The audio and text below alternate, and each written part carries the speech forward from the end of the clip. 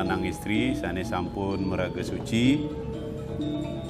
Yang terhormat Ketua Parisade Bapak Ketut Sugiyarno, yang saya hormati Pak Ketua Banjar Pak Made Widiantara, yang saya hormati Ibu Ketua WHDI,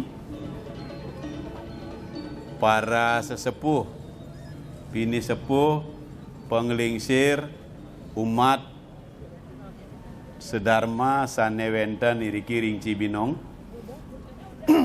yang tidak dapat saya sebutkan satu persatu. Izinkan tiang mengaturkan panganjali Om Swastiastu. Angayu bagi manah titiang, pada kesempatan hari ini tiang diundang oleh panitia Pak Made Wirate berkali-kali melakukan komunikasi sebulan yang lalu meminta tiang untuk bisa hadir di Pura Raditya Dharma Cibinong puniki, karena memang ini kebetulan hari pasca lebaran, kebetulan dia juga libur ya. Jadi bisa harinya tiang menempati undangan pada hari ini. Itu yang pertama yang tiang menyebabkan saya angayu bahagia ringajeng Bapak umat sedharma sami.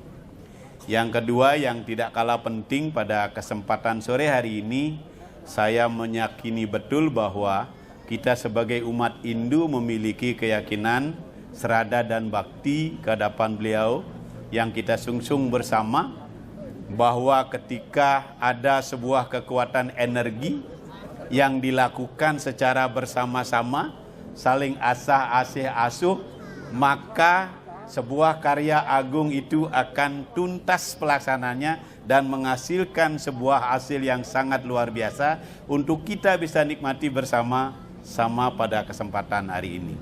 Itu yang kedua. Yang ketiga, sebelum saya masuk kepada tema siraman rohani apapun namanya, tapi mohon maaf saya sebelumnya, saya berdiri di tempat ini bukan bermaksud untuk menggurui Bapak Ibu. Sujatinya apa yang saya sampaikan nanti, Bapak sudah memiliki semua. Cuman kadang-kadang kita sebagai manusia sering digerus oleh kondisi situasi yang memang kita alami bersama. Kalau istilah di dalam naik pesawat, itu kita mengalami turbulensi. Jadi arus pesawat yang dalam keadaan terbang mengalami guncangan yang maha dahsyat. Itu juga terjadi pada diri kita. Ya, terjadi juga pada kita. Untuk menghadapi sesuatu yang memang kondisinya kita tidak tahu akan seperti apa besok. Ke depan akan seperti apa. Tapi yang paling nyata kondisinya adalah hari ini bahwa kita semua umat Banjar Cibinong melaksanakan angayu bahagia bakti ke hadapan Tuhan. Ini yang pasti. Matur suksema tepuk tangannya. Karena tepuk tangan di dalam Ayurvedik itu menjadikan saraf-saraf kita untuk bisa menjadi lebih baik. Diingatkan tepuk tangan yang keras. Maka orang barat kalau ada memberikan apresiasi kepada orang, pasti tepuk tangannya keras sekali. Disertai dengan teriakan, "Au!" gitu. Itu menunjukkan kebahagiaan. Tiang mencoba untuk mengaitkan dengan Pujo Wali. Tema yang tiang angkat barangkali bisa relevan, yaitu menyadari kehadiran Tuhan dalam Pujo Wali ke-74 Pura Raditya Dharma Cibinong. Kalau saya boleh berbicara terkait dengan konsep Siwa Tatwa, bahwa umat Hindu di seluruh Indonesia, kita adalah penganut-penganut Siwa Siddhanta, yang memang tidak bisa dinafikan dalam sejarah perjalanan Hindu yang kita yakini bersama, bahwa ketika kita meyakini sebuah konsep Siwa Siddhanta, maka di sana ada yang namanya konsep Siwa Tatwa. Berbicara Nirguna Brahman, berbicara Saguna Brahman, Parama Siwa, Sada Siwa. Saya konteksnya saya tidak akan berbicara tentang yang sulit untuk dipikirkan, Nirguna Brahman. Karena pemikiran kita, pikiran-pikiran yang ada di dalam diri setiap orang sangat berbeda sesuai dengan konteks karma wasana yang bawa kita lahir sampai sekarang. Ini yang menyebabkan kita dalam mengalami situasi keguncangan dunia yang memang barangkali betul-betul menghadapi situasi yang memang tidak menentu. Oleh karena itu, ini sangat nyata, yang di depan kita, yang di ajang kita ada sarana-sarana persembahan yang bernama Banten Ragante Dwi. Banten itu adalah wujud simbol Tuhan yang disederhanakan dalam konsep Siwa Tattwe, yang nyata kita lihat. Itulah Tuhan. Indah bukan? Begitu kita masuk sebuah area pura yang bernama Utama Mandala, apalagi ada yang namanya semacam yang kita saksikan sekarang Piodalan, maka sarana-sarana hadir di sana untuk memberikan vibrasi kekuatan kepada umat yang memang mau hadir untuk melakukan bakti ke hadapan beliau. Saya meyakini betul ya, umat Banjar Cibinong dengan antusias ya, baktinya berbondong-bondong hadir ke sebuah tempat suci untuk senantiasa agar harapan apa yang menjadi harapan kita sebagai umat Hindu betul-betul mendapatkan warunugraha. Terjadi juga ketika selesai melakukan bakti, kita dapat tirta, wangsuh, pada dan bija. Ketika kita disiratin oleh para pinandita kita, apa yang kita rasakan? Keteduhan, kesejukan yang kita rasakan. Diperkuat lagi yang namanya bija, benih. Ketika benih ini ditanam di sebuah tempat yang benar, maka dia akan bisa tumbuh menjadi sebuah pohon yang akan mampu menaungi seluruh umat manusia dan dapat memberikan keteduhan, kesejukan kepada orang yang berteduh di pohon yang besar itu. Oleh karena itu, ketika saya berbicara konsep Siwa Tattwe yang nyelegodog, bahasa Bali bilang, yang nyelegodog hadir nih, yang Bapak sudah lakukan berkali-kali melakukan ayah-ayahan, itu dasarnya karena ketulusan Bapak Ibu. Bisa terwujud sekarang, happy endingnya nih sekarang. Bakti yang tulus. Tidak ada umat Hindu yang betul-betul mengharapkan sebuah hasil pahala yang saya mau jadi apa ya, saya mau apa kalau ngaya ke Cibinong. Tidak ada terbesit itu, tetapi terbesit di dalam pemikiran Bapak Ibu hanya ngaya, tulus. Ini yang benar Bapak Ibu. Ini yang benar. Oleh karena itu, mari kita bersama-sama sebagai umat Hindu, kita kuatkan untuk kalau umat sebelah baru melaksanakan Idul Fitri gitu. Fitri artinya keindahan, kedamaian dan lain sebagainya. Kalau kita itu perkuat tali persaudaraan, sime krame. Sudahkah kita melakukan penguatan itu kepada semeton kita di dalam dumun? Ketika kita sudah kuat di dalam, baru keluar. Eksistensinya akan umat bisa merasakan yang sangat luar biasa Bapak Ibu. Oleh karena itu, mari kita kuatkan tali persaudaraan kita. Momennya Piodalan Puja Wali 74 ini menjadi momen kita menunjukkan eksistensi kita sebagai umat yang beragama.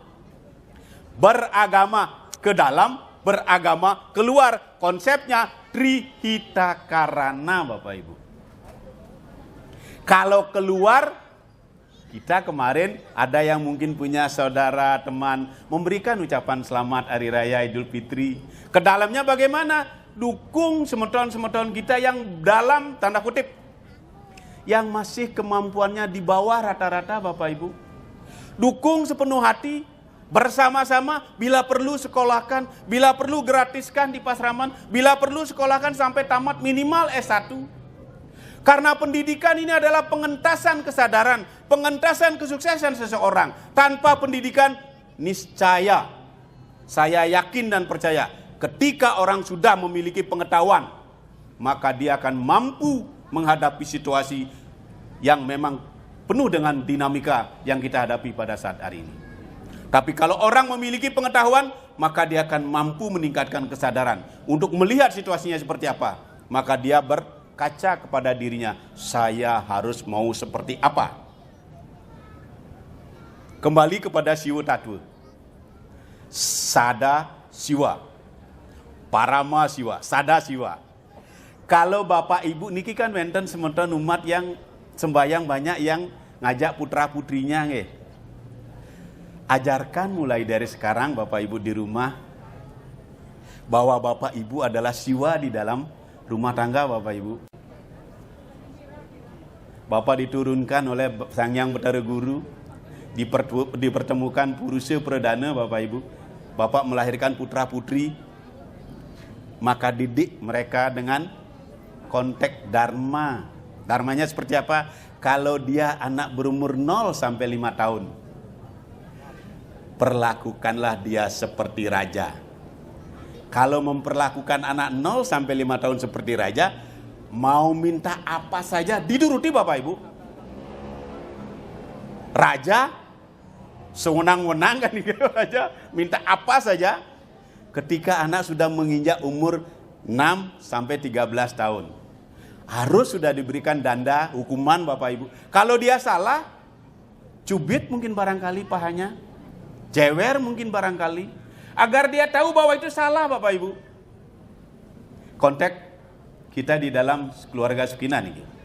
Karena tiang lihat banyak nih Bapak Ibu yang mengajak putra-putrinya masih alit-alit. Kalau tiang sudah besar-besar anaknya. Ketika sudah menginjak 13 tahun ke atas, dewasa, anak kita perlakukan sebagai kawan, mitra. Ajak dia berdiskusi. Kalau ada yang kita lihat kurang pas, ajak duduk, ajak makan. Siapa itu yang kamu ajak kemarin? Boleh nggak Bapak tahu? Ajak diskusi. Maka demikian konsep Trihita Karananya itu akan terjadi Bapak Ibu. Akan di rumah itu adalah memiliki kekuatan yang luar biasa Bapak Ibu. Tiang bisa berbicara seperti ini karena saya lakoni itu semua. Bukan berarti tiang jualan kecap niki nomor 1 Ampura. Tiang hanya sharing pengalaman niki. Ya. Saya didik anak-anak saya dengan sebuah kondisi yang memang seperti saya katakan di awal, turbulensi, gejolak kehidupan yang selalu dihadapkan kepada kita Bapak Ibu. Makin bahagia, sejam lagi sampun kewah sungsut bayunya Bapak Ibu. Itulah gejolak pikiran. Makanya ketika orang yang sudah sadar, memiliki kesadaran di dalam dirinya, sudah mampu mengendalikan pikiran, maka dia sejatinya sudah memenangkan peperangan di dalam dunia ini. Seperti apa yang dialami oleh Arjuna. Kenapa Arjuna mengalami kegalauan dalam kehidupan? Dihadapkan kepada situasi Bapak Ibu, di mana Arjuna menghadapi peperangan Mahabharata di Kurukshetra, yang harus dibunuh kakeknya, yang harus dibunuh pamannya, gurunya ada di sana, saudara-saudaranya. Saya pun kondisi seperti itu di 5.000 tahun yang lalu akan mungkin sama Bapak Ibu. Karena ajaran kita membunuh guru, membunuh orang tua, kan gak benar dalam ajaran agama ini. Tapi bukan itu konteksnya Bapak Ibu. Peperangan yang dihadapi Arjuna adalah peperangan dilematis yang ada dalam diri dia. Bagaimana dia bisa move on. Oh, bahasa kerennya anak-anak muda sekarang. Bisa keluar dari out the box-nya itu. Keluar dari konteks, kita tidak terkungkung oleh kondisi yang kita hadapi. Kita keluar itu. Nah oleh karena itu ketika kita sudah mampu mengendalikan diri, maka kita sejatinya orang yang sudah mampu menghadapi situasi. Sederhana bukan? Tapi dalam praktek sangat sulit. Bukan sulit lagi Bapak itu, sulit. Mempraktikkan Trikaya Parisuddha, etika moral saja yang ada di dalam agama Hindu. Mampu Bapak melakukan? Saya sampai detik ini Bapak Ibu belum mampu melakukan konsep moral Trikaya Parisuddha. Makin menjanji dengan teman, tunggu saya di lampu merah. Lebih 1 jam nungguin belum datang Bapak Ibu. Sati wacana? Sulit. Tapi kesulitan ini harus kita mampu entaskan. Caranya bagaimana? Praktek. Do it and try it gitu. Kerjakan dan lakukan gitu. Ketika orang sudah melakukan, akan mendapat tantangan yang luar biasa. Dalam tantangan luar biasa itu kita dibentuk kesadaran. Itu termasuk terkait dengan konteks terkait pengendalian diri. Larinya konsep kesadaran menyadari kehadiran Tuhan. Saya memiliki cerita analogi yang sangat mudah untuk dipahami kita bersama. Saya Pak Ketua Panitia berapa nih kita yang dikasih waktu. Ampun jangan sampai menyita nih. Kasihan Bapak yang terus sukses Pak Kadut Mangku. MC saya yang paling ganteng. Tiang coba menganalogikan terkait dengan menyadari kehadiran Tuhan dalam Pujo Wali ke-74 Pura Raditya Dharma Cibinong. Kalau saya punya cerita, manusia sekarang zaman kali sifatnya yang menonjol adalah serakah, loba, iri hati, dengki, yang ada di Sadripu nih ke Bapak Ibu. Coba kita terlebih ngering kayun mungkin, bawa ke dalam diri kita, benar gak sih? Saya memiliki musuh itu. Kalau benar berarti Bapak Ibu jujur. Saya juga memiliki Bapak Ibu. Tapi itu bagaimana caranya ditekan, namanya pengendalian tadi yang pikirkan. Pengendalian pikiran. Dikendalikan dia nih ke momo angkaran ini ke, agar muncul kesadaran yang bernama Sattwam Triguna, Sattwam Rajas Tamas. Ketika Bapak bangun tidur Brahma Muhurta, sampun melakukan sadhana, bahasa kerennya. Sadhana itu adalah kegiatan spiritual, entah sembayang, entah yoga, entah meditasi, apapun namanya, ngaturang, canang, apapun namanya, itu namanya sadhana. Bapak Ibu lakukan, maka Bapak Ibu sudah mengedepankan sifat-sifat sattwam. Ketika sifat sattwam sudah nongol dan menjadi wilayah domain dalam diri kita, maka rajas dan tamas itu ditekan. Maka Bapak akan memiliki welas asih, cinta kasih, senyum sama semeton. Tadi tiang ini banyak sekali begitu turun dari kendaraan ini, umat ajak semua senyum Om Swastiastu. Senang nggak dirasanya, bahagia rasanya.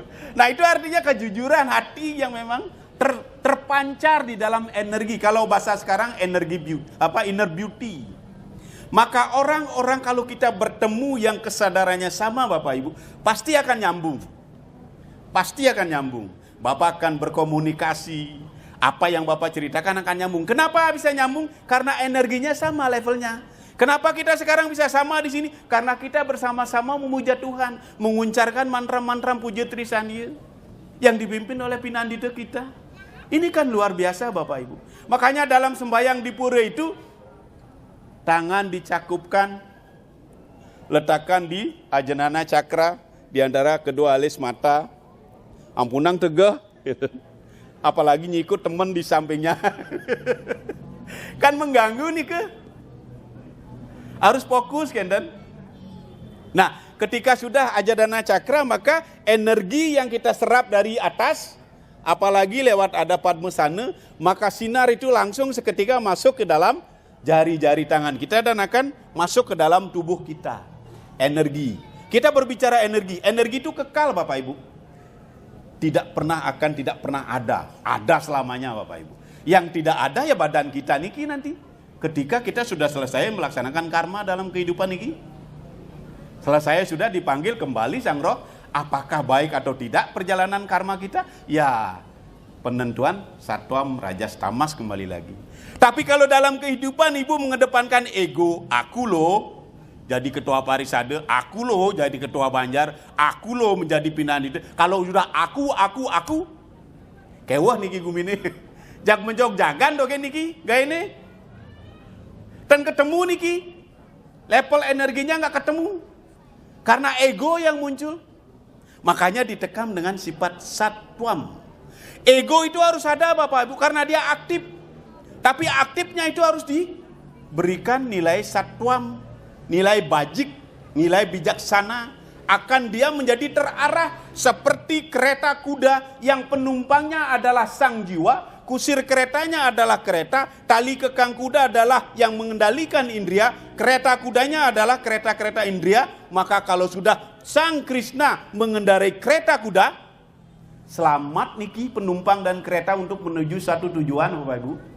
Kata Upanishad 1-3. Jangan analogikan nih. Kembali kepada cerita Tuhan yang manusia serakah. Tuhan bosan mendengar ujaran mantra doa-doa yang manusia serakah. Tuhan pingin pergi kepada Tuhan yang kepada manusia yang serakah, pingin pergi dari ujaran mantra doa yang dilakukan oleh manusia yang serakah. Maka dia dipanggillah 4 asisten oleh Tuhan. Asisten yang pertama, pertanyaannya begini. Asisten, aku sudah muak dengan orang-orang yang sifatnya tama, loba, rakus. Memohon terus kerjanya, gak pernah berhenti.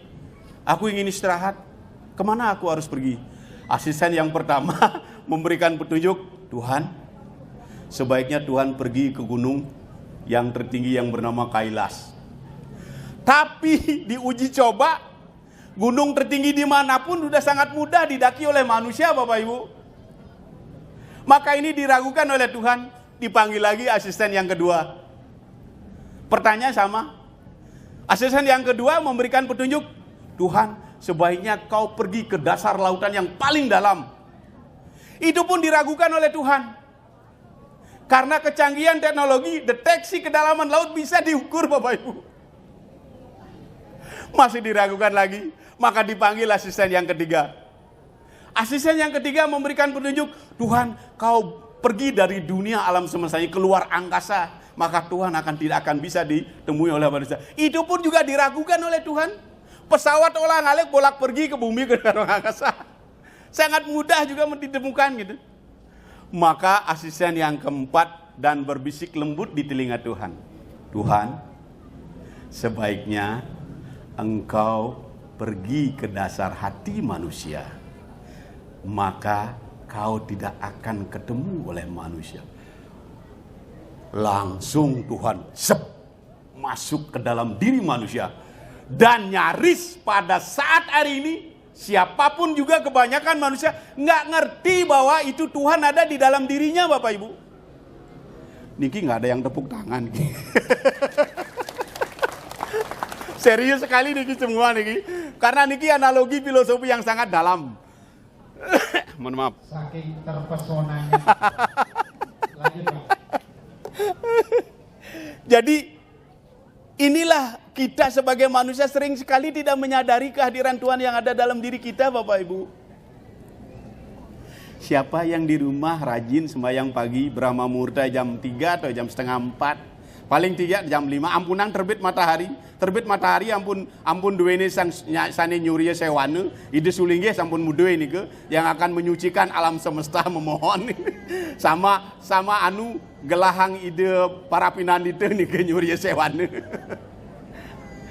Kalau kita bangun pagi Bapak Ibu, kalau Bapak Ibu sibuk di rumah, usahakan duduk 5 menit tarik napas pranayama Bapak Ibu yang dalam. Tarik napas. Sampai habis Bapak Ibu. Lagi tarik napas. Perhatikan napas masuk dan keluar Bapak Ibu. Ketika ini Bapak Ibu lakukan mantram yang tadi ketika selesai sembahyang, mantram Mertium Jaya. Jangankan kita tidak mengucap itu, Bapak mengambil napas meditasi Omkar yang Bapak lakukan, sama manfaatnya Bapak Ibu. Bapak akan sehat, Bapak akan berkarya menghasilkan sebuah karya yang baik, disenangi oleh orang kalau meditasi pranayamanya benar. Diki kan ada dosen Pak Made Wirawan, guru saya itu yang mengajarkan yoga.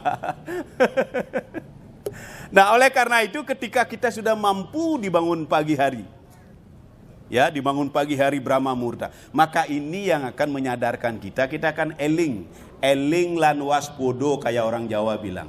Ketika manusia eling berarti jagra, melek. Ketika kita sudah tidak jagra, kewaspadaan kita lentur, akan sudah mengalami serangan kanan kiri. Secara teori nih, ketika kita sudah diserang, kita dalam keadaan tidak tidur, habis kita. Maka kita disadarkan oleh Mahayogi harus jagra melek. Melek dalam artian adalah tingkatkan, tumbuhkan kesadaran yang ada di dalam diri kita. Caranya banyak cara yang Bapak Ibu bisa lakukan dan Bapak manfaatkan. Entah itu bangun pagi kah, entah melakukan asana yoga kah, ataupun meditasi kah, apapun bentuknya silakan Bapak Ibu. Ampura, saya tidak menggurui dalam hal ini. Karena bagaimanapun juga yang ada dalam ruangan ini, semuanya ada guru-guru saya. Yang menjadikan panutan saya bisa berdiri di podium terhormat yang saya memuliakan ini. Oleh karena itu kembali kepada konteks cerita 4 asistennya Tuhan, ya. Kalau bagaimana kita menyadari Tuhan yang ada dalam diri kita, maka sadripu yang ada dalam diri kita itu kita mampu untuk kita kikis, bukan kita punahkan. Tidak bisa Bapak Ibu, itu adalah hukum reta. Dia adalah 1, 3 in 1, 1 in 3, 3 in 1. Dia satu kekuatan. Yang salah satunya harus dikedepankan sifat-sifat kebaikan. Ragadi musuhmu paru. Musuh sudah dekat di dalam diri kita. Kalau zaman Tretia juga, zaman Itiasa, musuh-musuh di seberang lautan. Rahwana melarikan Sita. Sita adalah kesucian. Kesucian diambil orang-orang yang gak benar. Maka kehidupan ini menjadi gak benar. Maka dikembalikan lagi, direbut oleh Anoman, pelayan setia Dasyam. Pertanyaannya sekarang, sudahkah kita menjadi pelayan seperti Hanoman? Yang tidak mengharapkan hasil, tetapi diberikan hadiah, tapi dia menolak hadiahnya. Yang diminta oleh Hanoman adalah, bagaimana Rama memberikan saya tempat di hatimu. Bukan emas permata. Hanoman menolak Bapak Ibu. Tapi kita manusia yang memang membutuhkan harta yang harus kita motivasi sebagai kekuatan doa.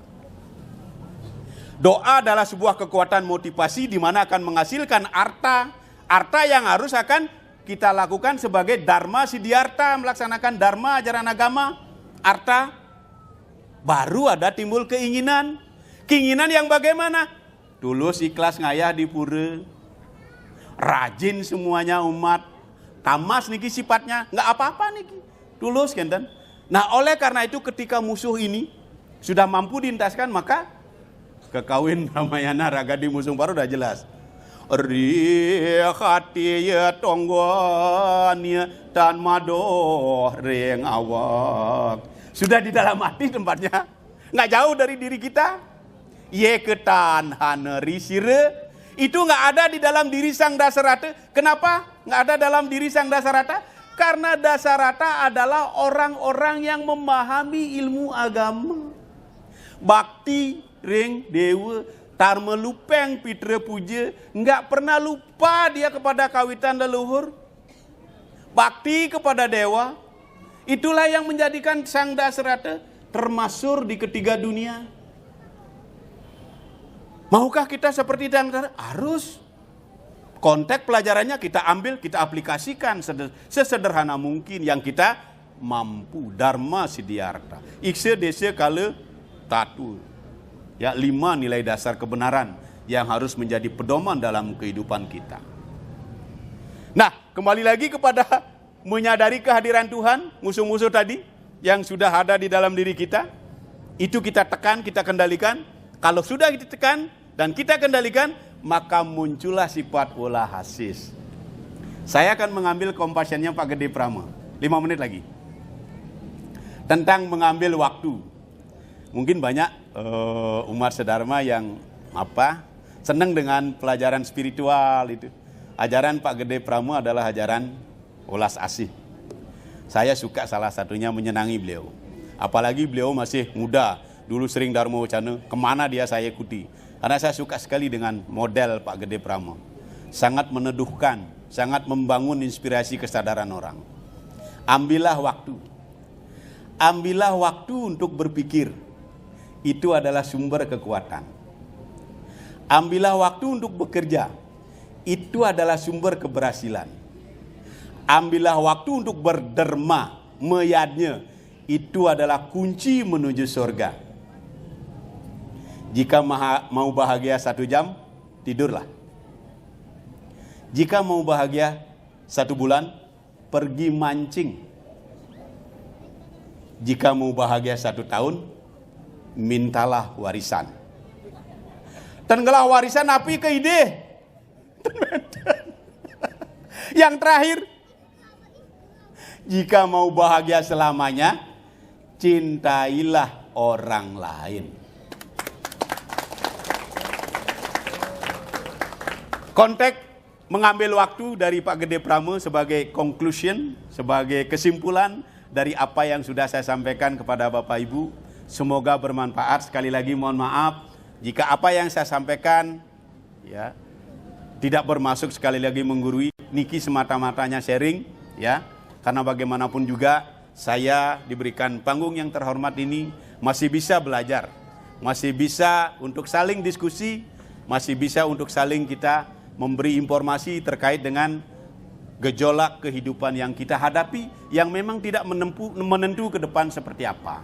Tapi saya yakin dan percaya sebagai umat yang memiliki kekuatan sarada dan bakti yang luar biasa, jika Bapak fokus eling saja kepada Tuhan ide sesunan yang melinggih di sini, Bapak tidak akan kekurangan apa-apa Bapak Ibu. Maka Bhagavad Gita Adhyaya 9 Sloka 22 jelas itu ya. Mereka-mereka yang selalu datang berbakti kepadaku, mereka-mereka yang selalu berpikir tentang diriku selalu, maka pada mereka akan kuberikan keuntungan, akan kuberikan kebahagiaan, dan akan kuselamatkan apa yang dia miliki. Janji Tuhan ini Bapak Ibu. Pertanyaannya, yakinkah kita dengan janji Tuhan itu? Kalau kita yakin sebagai entitas eksistensi umat, maka ini sebuah nilai kebenaran yang Bapak Ibu lakukan. Bapak memiliki serada dan keyakinan yang sangat luar biasa untuk mewujudkan suksesnya Pujawali 74 Pura Raditya Dharma Cibinong. Astungkara, beliau memberikan karunia, ada kekuatan-kekuatan energi yang tidak bisa kita lihat, tapi semua berkarya. Itulah kekuatan energi spiritual. Kekuatan energi materialnya, ya Bapak harus saling asah, asih, asuh, selunglung sebayan take. Di Kemanten barangkali Nona Sampura, yening wenten apa yang ada peminah, ucapan, apalagi perilaku yang tidak sesuai di ajang utama Mandala niki, tiang manusia biasa yang memang tidak luput dari kesalahan dan kekurangan. Gang renang sinampura, titang sinap dengan para mesanti, Om, Santi, Santi, Santi, Om.